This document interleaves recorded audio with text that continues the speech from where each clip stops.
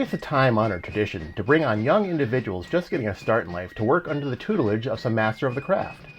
Think of the carpenter's apprentice, who learns the trade from the master woodworker to build fine furniture.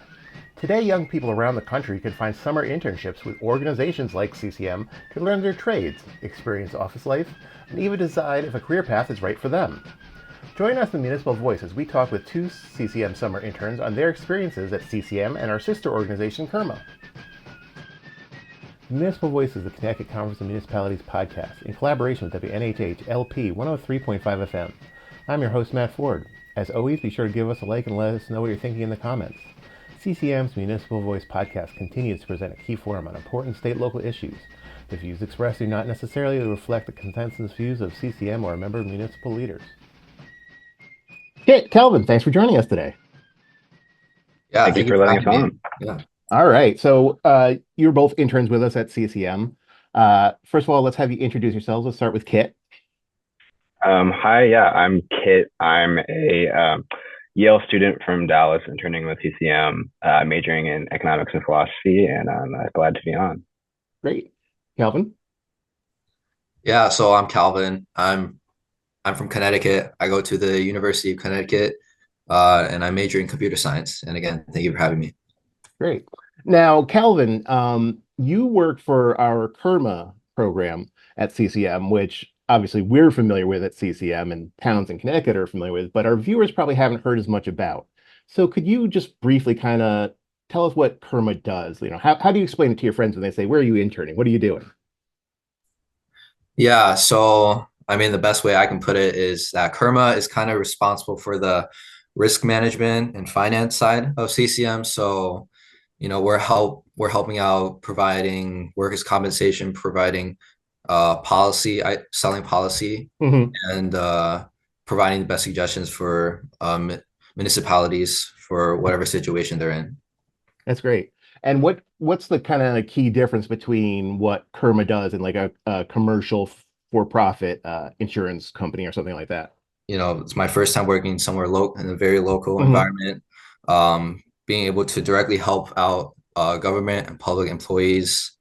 So this is a first time experience for me, and Yeah. it's been pretty interesting. Yeah. Yeah, I know just from working at CCM for these years now that one of the kind of key differences between what you do at CIRMA and some of the more commercial places is that it's member owned and member governed, which means if the company is doing well, that sometimes the towns even get money back because of that. It's really interesting stuff. And it's one of our most successful programs, which is why we have interns for that. Okay, what made you want to be an intern at CCM? I just thought TCM would be a great place to learn more about sort of Connecticut and Northeast policy, learn sort of how the state level interacts with a municipal level.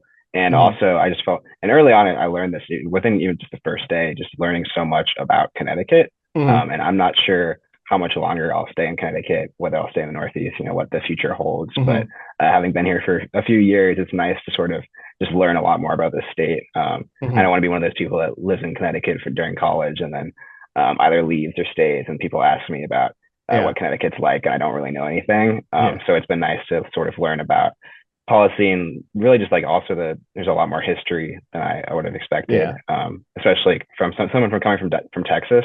It's like Mhm. completely different sort of municipal Background. Yeah. system, and it's been really interesting to learn about that. So yes, Yeah. So being from Texas, I imagine you're much more used to and familiar with some county government kind of stuff. yes, yeah, What county are you from? Dallas County. And is Yes, Dallas County one of those counties that's bigger than the entire state of Connecticut or something like that? I honestly probably. It might be. Yeah. Yeah, that was one of the first things I learned moving up to Connecticut just for the first time is just how like big Texas is. And when you Hmm. live there your whole life, you sort of don't really realize it. But it's been very interesting and nice to sort of be in a more, I guess, what most people would assume is normal for United Yeah. States state. Normal, at But least for New England, right? yeah. Calvin, what appealed to you about coming to CCM as an intern? As someone who lived in Connecticut, as long as I lived in Connecticut, I didn't know too much about how the municipalities work. So Hmm. same thing with Kit, something I want to learn more about. Um, Also, as a computer science major, one of my interests so far is trying to apply technical skills into like finance and risk Hmm. management industry. So it was really appealing to look at the CIRMA side of CCM Hmm. and to see how they operate. So I would say that. So you do see yourself perhaps with a future in risk management specifically, or something adjacent to that. Yeah, risk management, finance management. Hmm. Yeah. A little bit further. So how does that relate to your major? Yeah, so throughout this internship, I learned that there's a lot of I learned that like, there's a lot of Hmm. alignment with you need a lot of technical knowledge Hmm. for business. Just being able to maintain large amounts of data, being Hmm. able to effectively use that data to communicate with customers, and Hmm. data is a big factor on how decisions are made. Hmm.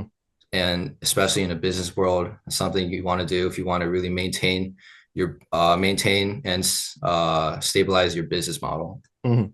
So working with the towns in a lot of ways, towns do operate in some ways like a business. Yeah, Yeah. most And they're, definitely. an entity with all this very similar needs in some ways. Yes. What about you? You got your major, you got what you're doing at CCM and what CCM does. How do they relate? Yeah, so I'm a double major in philosophy and economics. Uh, Hmm. Philosophy is probably a little bit more intuitive.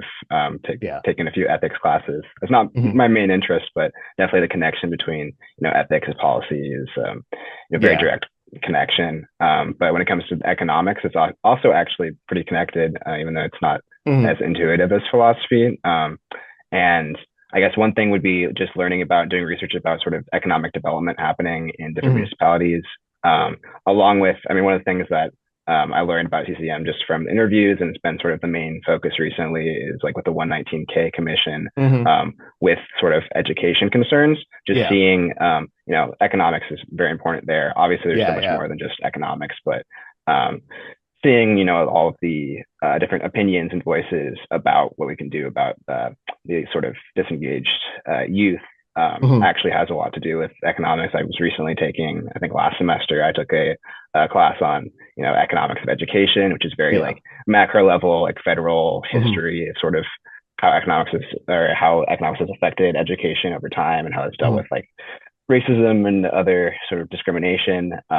And obviously that's still at play today, but it's been Yeah. very interesting to sort of see getting to the roots of things and seeing the different voices at a municipal level, Hmm. where it's not like very high level sort of hand wavy stuff going on over in like Washington, but rather sort Hmm. of what the actual issues are and what the concerns were, and just hearing Hmm. from just watching different commissions and hearing from different municipalities and even people just living there, what sort of from teachers and from police officers and the community, just hearing what they think would be the best ways to improve, because that's so much different than Yeah. taking a class at a college level and hearing the sort of mandated curriculum, or Hmm. hearing what the professor spent his whole life researching and Yeah. Yeah. doing like sort of statistics and that sort of thing. Sort of hearing the actual human voices. That's Yeah. one thing that has helped. Like I guess knowing the economics behind stuff has helped, but Hmm. also now just hearing from this side has made things just so much more human. Hmm. And that's been really helpful for me, and you know very Yeah. very useful. So I've enjoyed that a Yeah. lot. Yeah. So it's interesting how some of these issues are complex enough that you say, how does economics and philosophy, there's the ethical questions of education and helping out these people, what moral priorities do we have towards them? But also there's the economics side of, someone that is connected to education and goes on to secondary is more likely to get a good job, pay more taxes. So there's ethical and economic concerns to this 119K commission issue that we've been talking about. Let's go back to Calvin for a minute. Do you feel like your experience in college has prepared you for the workforce? Like, did you feel out of place for you coming into a real workplace, or did, they prepare you for this? Yeah, so one thing I feel like I wouldn't have been able to polish up as much is my coding and technical skills. Hmm. Um, people say there are a lot of resources online where you could learn those types of skills, but I think Hmm. what really attracted me about college is just the community that I have. There's a lot of Hmm. resources that I can turn to. Career Center Hmm. is a huge part of what will help me prepare for the workforce and for Hmm. this internship as well.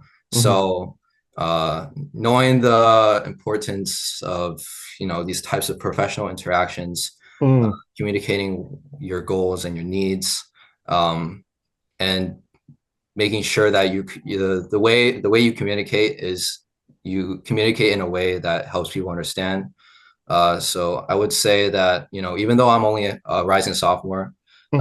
at college, uh, I've been able to, effectively apply these skills. So Hmm. That's interesting. So, doing what you do with computers, you can learn the code at home alone in the dark at your computer, whatever, but translating that into a career requires interviewing at jobs and working with coworkers and all that kind of stuff. And that's what you're really sort of picking up from the intern process.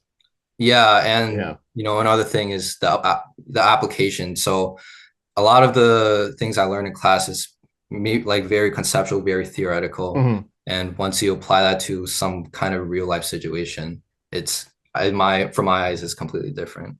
Yeah. Just doing the work and doing it over again so that you kind of get the rhythm of it and understand how things really interact with each other. Yeah, as well as, applying it to different contexts. So. Yeah. How about you, Kit? Do you feel like, your college courses are have prepared you for the workforce? I think so, but definitely a bit maybe indirectly. Hmm. Obviously, I mean, I don't go to like a business school or a pre-professional program. Yale Yeah. doesn't really do that. It's a liberal arts college. Yeah. So a lot of the classes I'm taking are very like high level, not particularly like directly applicable to like Hmm. pre-professional or just the professional business world or even TCM. But I think a lot of maybe what college sort of prepares you for is sort of that critical thinking. Hmm. And I guess also one thing that you learn like very quickly in college is if you don't um, stick to a schedule and form, good habits, you're not gonna do very well. You're gonna be so Hmm. easy to like sleep through a class if you're stay up late or just Yeah. skip things and get behind. And I think one thing that you learn in college that has helped me, with this internship, and I'm sure will help most college students, is just like developing those good habits so that when you enter the Hmm. workforce, coming in every day and being able to get things done and not Yeah. sort of lollygagging and procrastinating. But yeah, a lot of it is just indirect. And I think, yeah, at a place like Yale, it's a liberal arts college where you don't have pre-professional programs. Yeah. A lot of the help for the like getting jobs and being prepared outside of the sort of intangible skills is Hmm. what sort of Calvin talked about with, Office of Career Strategy, career services, which at the end of the day, that's a resource that you don't have to use, but Yeah. definitely helpful. And just having that community of adults and people who have been through the workforce, and also just all of your classmates that are going through the same process. Yeah. I think it's just really valuable instead of just sort of being, falling off the deep end and having Hmm. to figure it out all by yourself. I mean, there's definitely a little bit of that, but Yeah. it's nice to, when everyone's struggling together, there's sort of that community and Yeah. makes things easier, which I think Definitely. helps. Um, let's go back to Calvin for a second. In your time with us so far, what have you learned about the operations of municipal government that you didn't know before that surprised you? I knew that the scope of responsibilities when it comes to municipal government are huge, but Hmm. you really don't take. It's like I just had to take it in when I started Hmm. working here. Just how much they have to manage with Hmm. budgets, invoices, making sure that everyone's fairly compensated, making sure that you're not going over budget or not make sure you're not going over budget. So I for those types of things, I understand that it requires a lot of leadership. It Hmm. requires a lot of very clear communication. During my time, and during when I have those meetings and I Hmm. see different companies and organizations communicating with each other, I just found that it's really important to make sure that everyone's on the right track, just Hmm. making sure that everyone has the same goals.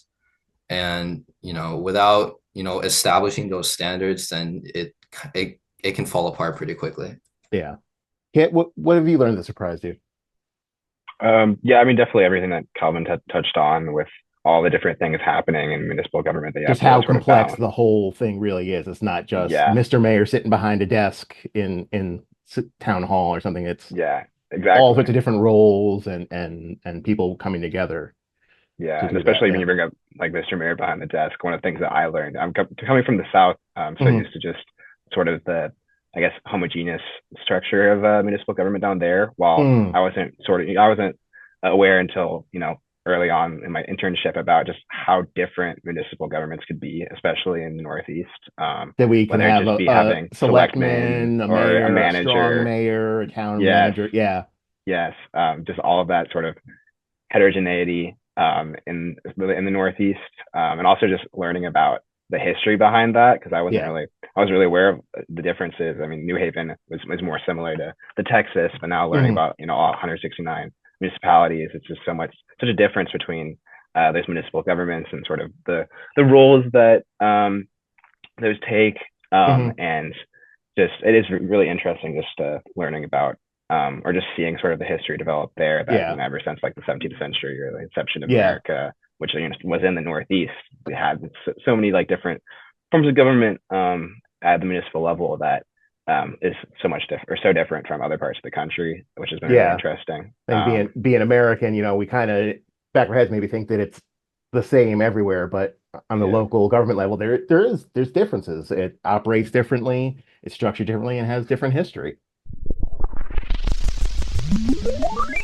You are listening to the Municipal Voice on WNHH 103.5 FM.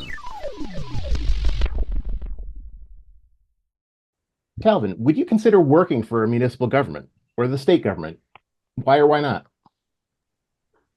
Yeah, it's definitely up there.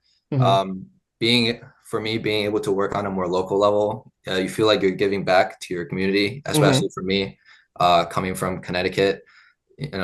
I everything is up in the air right now. Yeah. There's so many other options to consider, Hmm. Um, but after going through this internship, exploring how the local governments work, how they operate, it's giving me much more exposure to that industry. Hmm. And it's something that I wasn't quite interested in before. Yeah. I took on this internship role to develop my technical skills, but Hmm. after attending the meetings, interacting with government officials, this is an industry that I would definitely consider. Just government in general as a possible avenue for your skills. Yeah, yeah, Yeah. definitely. Okay.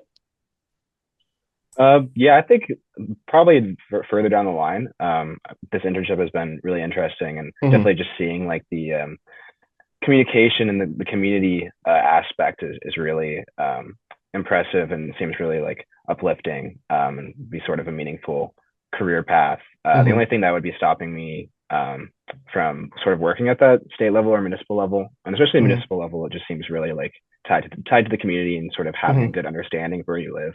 Yeah.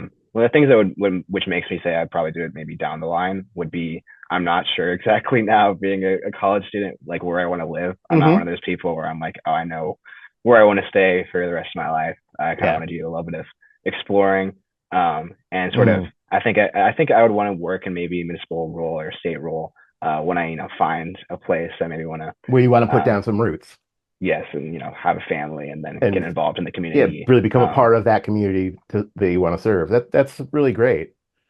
Calvin, you said you're from Connecticut. Um, and we've historically had a problem in Connecticut with young people moving to New York, Boston, whatever. Would you consider staying in Connecticut after graduation? Why or why not?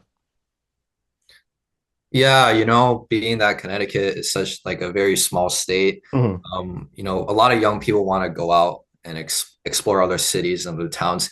You know, Hmm. I'm from Connecticut and I go to college in Connecticut. So, I think it's only natural for me that after graduation, I would also want to move out and explore. Hmm. I would definitely consider returning to Connecticut after Hmm. exploring, maybe settle down there. Um, Hmm. I really do consider Connecticut my home.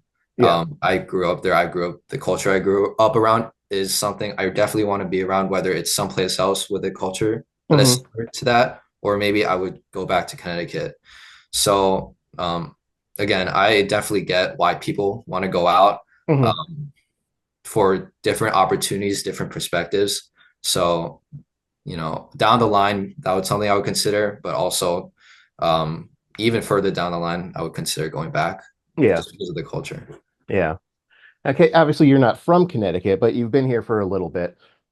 What would entice you, perhaps, to consider staying in Connecticut? What have you seen that you feel like maybe is being done right here? Well, I mean, definitely the pizza. New Haven, best pizza in maybe the world. That's probably a big statement, but at least We're cool with it. We're fine with that. yeah, we're cool with that. Yeah, I mean, I've really enjoyed my 3 years in Connecticut so far, Hmm.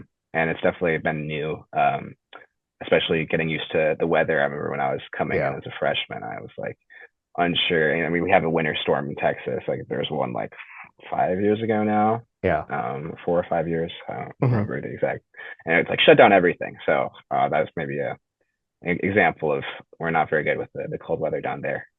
So I remember coming up and having to get, or, having to get used to it, but it really wasn't that bad. It was actually Yeah. something kind of nice. So I think maybe one draw of Connecticut for me, going from Texas, is there's like actually seasons here.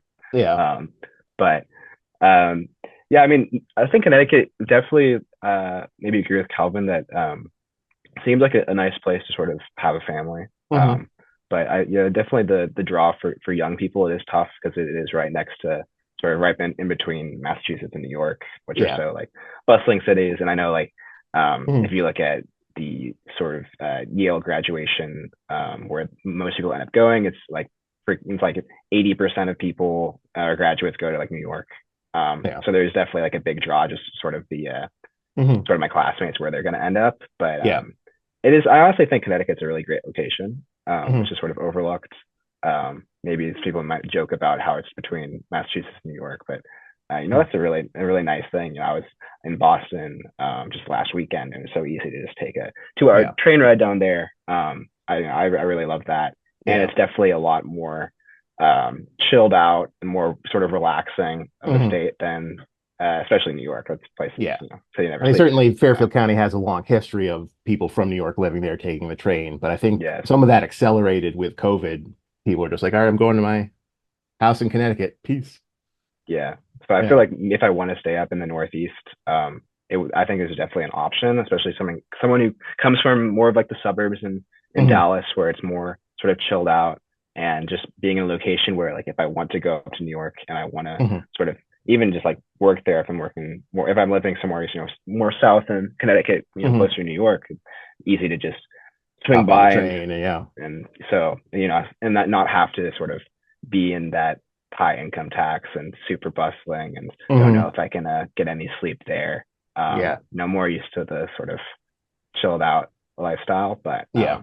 especially down the road, because I think it'll be tough coming out of college to not try to sort of go where my friends are going. Where the action is. Yeah. Yeah, but I guess that's just the incentives of being young. But Yeah. So um, speaking of that, the incentives and what encourages you to think about, New York or Boston as basically, I mean, yes, you want to get a job, but also I kind of here's a certain amount of excitement, things going on. What do you think about when you think about where you want to live, work after college? What sort of factors for a place come into it for you? Is it just the job market? Do you think about what there is to do, entertainment, dining, housing costs, transportation? What kind of is your top of your mind issues when you're thinking about a place? I'll start with Kit. yeah, or is it me or Calvin? Kit. I guess I already picked up. So Yeah, Calvin has more time to think about this, I guess. exactly. I mean, I think definitely job market is probably the top Hmm. incentive. Um, so I think, yeah, just a place where you can sort of grow, especially right out of college, Hmm. and make a lot of connections is very important. And I am an econ major though, so I guess Hmm. that sort of um, Makes sense. comes Yeah. comes with it. But definitely, I mean, there's so many other things.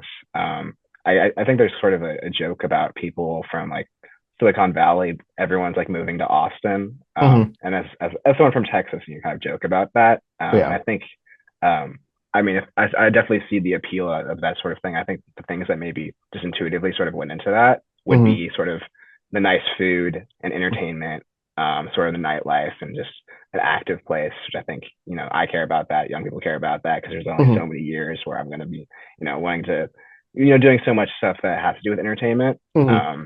While, once I hit like 30s and start having a family, I think things are just going to completely change. I think that's, Yeah. I mean, under that assumption, if I have a Yeah. family, Slow down a so little. sort of, Slow down a little bit. Do some other things. yeah, Calvin, what about you?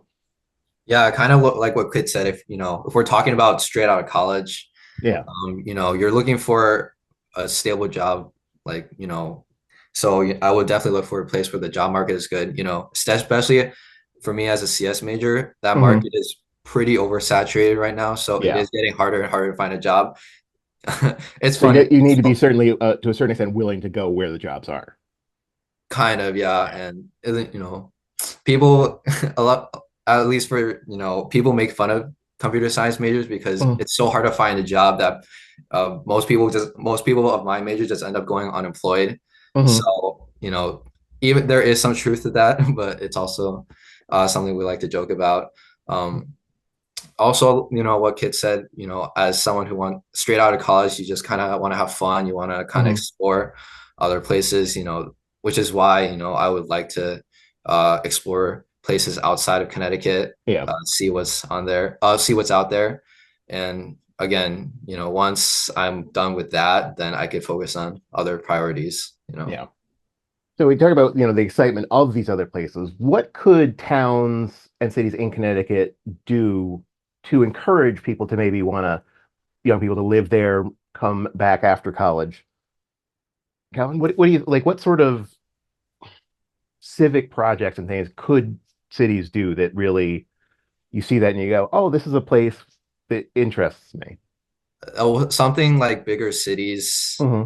have that Connecticut might not have is just like the overwhelming, like maybe like a big bustling community. They Hmm. want like they want like stuff happening around them 24/7. Hmm. It's what keeps them engaged. It's what keeps them active. So you know I know Connecticut does this already. They try to do the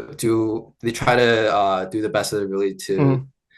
take what they're given and try to organize, different community events, different social events. Hmm. Um, you know, Maybe if they were to focus more on like make providing more services for their cities, Hmm.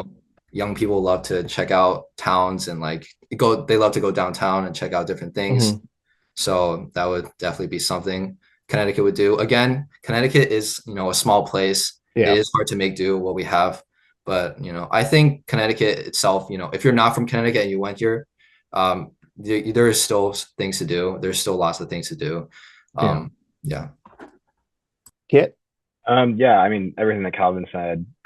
Maybe another thing that maybe some people aren't aware that young people care a lot about would maybe, especially after college, would be Hmm. sort of affordable housing and taxes. Yeah. I know that one of the reasons why I would consider going back to Texas, even though I lived there, my entire young life, and I want to Hmm. adventure, is like the lack of an income tax. Hmm. Um, and I think, I mean, obviously mortgage rates right now are really high just across the board.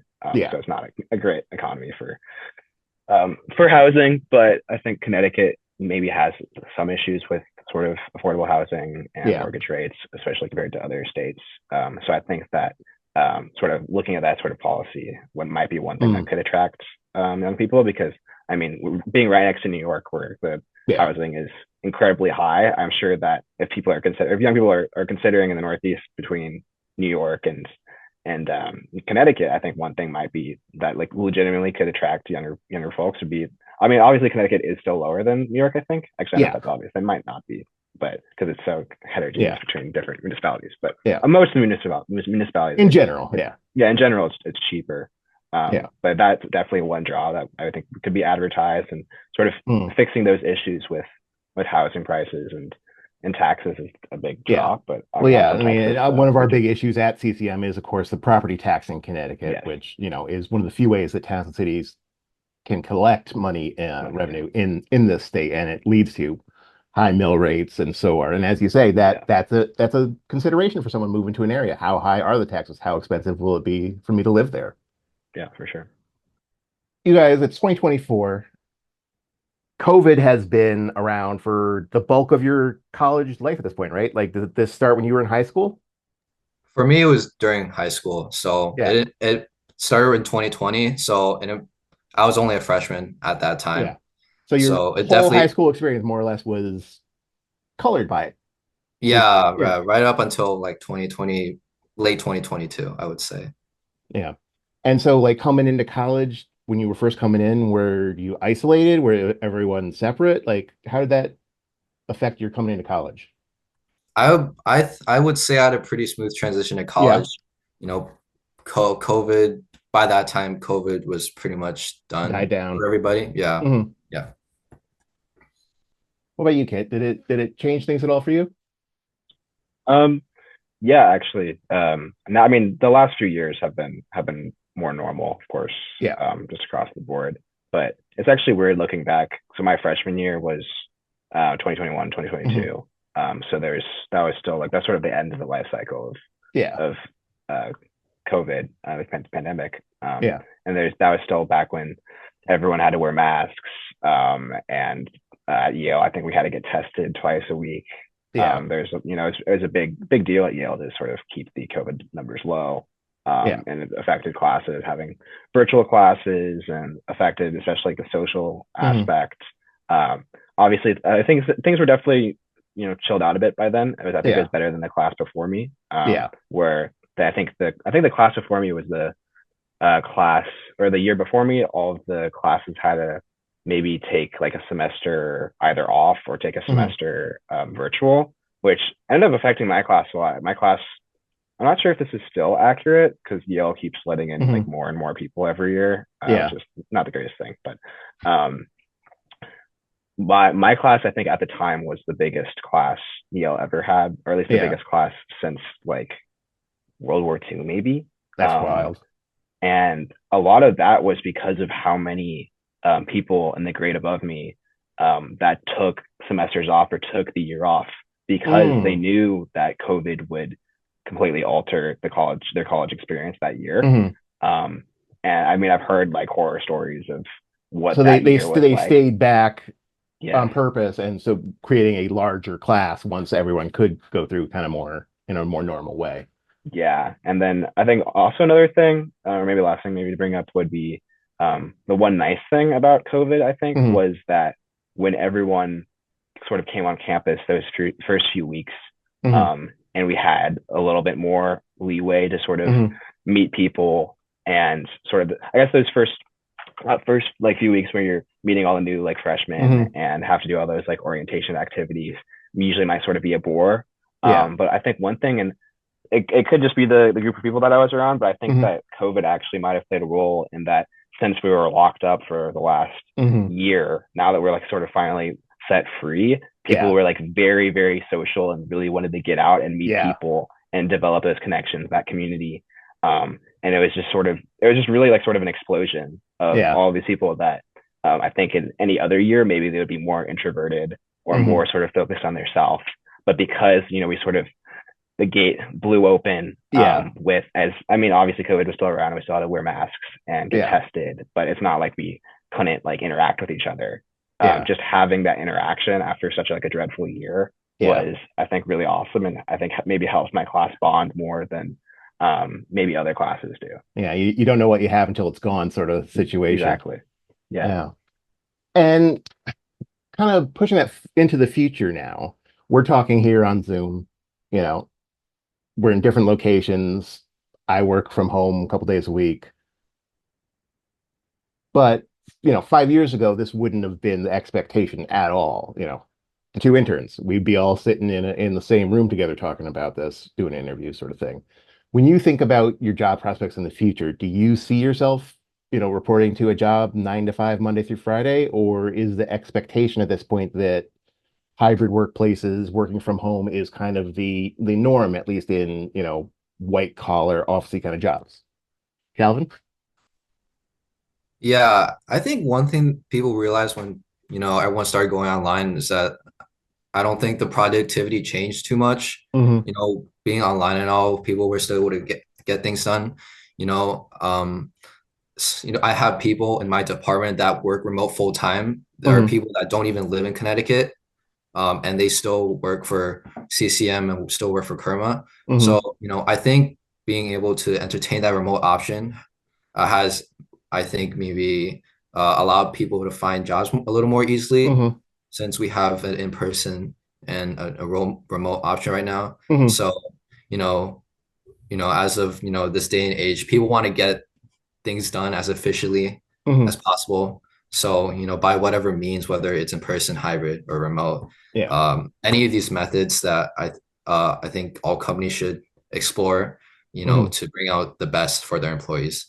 Yeah. And I imagine, being in computer science as a group, you were pretty comfortable with the concept from the get-go of remote stuff and utilizing this technology. Yeah, definitely. For me at least, I think, being in person does bring out a more like, human interactive aspect, Hmm. Um, so for me, I would definitely want to be in a hybrid type of Hmm. environment. If you're being remote 24/7 can get a little lonely. Yeah. So um, yeah, for me, I've enjoyed interacting with other people in person. Just Hmm. like simple greetings, simple, small conversations. I enjoy those. You like the water cooler conversation. Kit? Yeah, yeah. I think that sort of hybrid and the remote work is something to be experimented with. I think Yeah. that sort of we have two types of companies: the ones that are very like maybe conservative. I don't know if that's the right Hmm. word, that are sort of cutting down on the virtual hours, and then other companies that are Hmm. sort of exploring that option. And I think that sort of figuring that the right balance out is not only like I think good for just the overall well-being of Hmm. the workers, but or just for us in general, but also sort of that efficiency that Calvin was talking about. I think maybe figuring out that balance is now sort of a really interesting problem that Yeah. emerged since COVID. I think personally, having that balance is probably the probably the most. I think is maybe like the best for sort of well-being Hmm. from my perspective. But I don't know if this is like masochistic maybe, but coming like straight out of college, I feel like it's going to be like some of my most productive years and Hmm. where I want to be meeting a lot of people and sort of interacting with people. So I Yeah. think personally, I want to work mainly in the office straight out of college. Yeah. Um, but that's not to say Really that spend I some time in the trenches, as it were. Yeah. yeah. But I feel like if I was maybe older and more had like a developed career, that it Hmm. makes way more sense to have hybrid hours and to figure out sort of Yeah. what the best, miss or I guess the best allocation of hours, virtual and in person. I hope Yeah. that that sticks around and things don't just completely return to how they were. But I'm Yeah. sure that that's not clearly it's not the case now, and that people are really thinking about this Yeah. so I'm interested to see how that develops in the future. I mean, I have my own ideas, but I think Yeah. just everyone coming together and just figuring And out do what's you best. see yourself kind of on the same page on this sort of stuff as your parents, or are they, do they not get some of this stuff? They're like, is that a real job? Like, Yeah, honestly, I haven't really talked to them that much. I think that they're mm-hmm. like cool with it, but Hmm. I know that my father still works like mainly in person, Hmm. um, although definitely a lot more hybrid than the past. Yeah. But I guess I haven't been at home enough to see sort of what that looks like. Hmm. So I've been in college since COVID. Other than that, I guess I was in high school when it really like hit the fan. Yeah. But that whole year was just like I don't know how much work was really actually accomplished then. I think it was more of like a disaster. Yeah. It's 2024. We're coming into a presidential election year. So all sorts of crazy. What issues are important to you when you're deciding who to vote for? What do you want to hear presidential, national, senators, whatever? What do you want to hear people talking about? What's important to you? Calvin? Yeah, kind of talking about earlier about the idea of economic stability and job security. Hmm. As Kit said, the job market isn't great right now, and we all want to live, an affordable life and a comfortable life. Hmm. So, for me at least, and as well as a lot of other people out there, they want to be assured that there will be some economic stability in Hmm. this country, and then, to live in a place where they don't have to worry about groceries or rent and utilities and Hmm. that sort of other stuff. Um, And another thing, you know, you will see between different generations is the social issues that come up. So, you know, Mm-hmm. racism, sexism, homophobia, that type of stuff. You know, we all want to be in a community where we will all feel welcomed. Mm-hmm. So, you know, it's pretty cool that this issue is coming up more and more. Mm-hmm. And I think addressing this issue will bring some assurance for young voters. Yeah.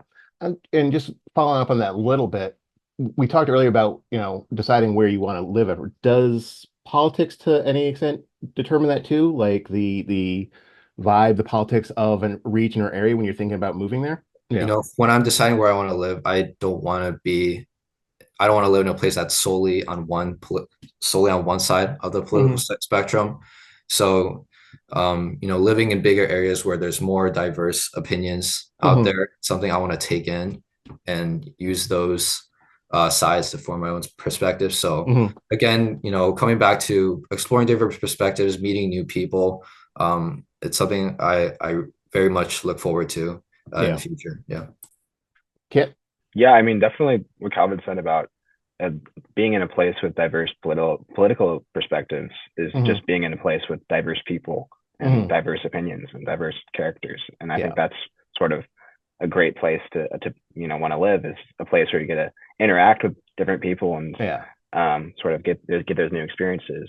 But I mean, Calvin kind of covered everything. Yeah. But as far as the For, issues go, would you agree with Calvin that kind of top line issue for you to a certain extent is the economy? Yeah, I mean, I'm an economics major, so Yeah. but yeah, definitely. But I mean, yeah, I mean, my generation is definitely, I think, very occupied with social issues as well. But Yeah. Calvin covered sort of everything. But yeah, I mean, having a job and sort of cutting down on inflation and maybe lowering those interest rates, Powell. But Yeah. Well, guys, thanks so much for speaking with us today and sharing your insights on being an intern in 2024 with CCM.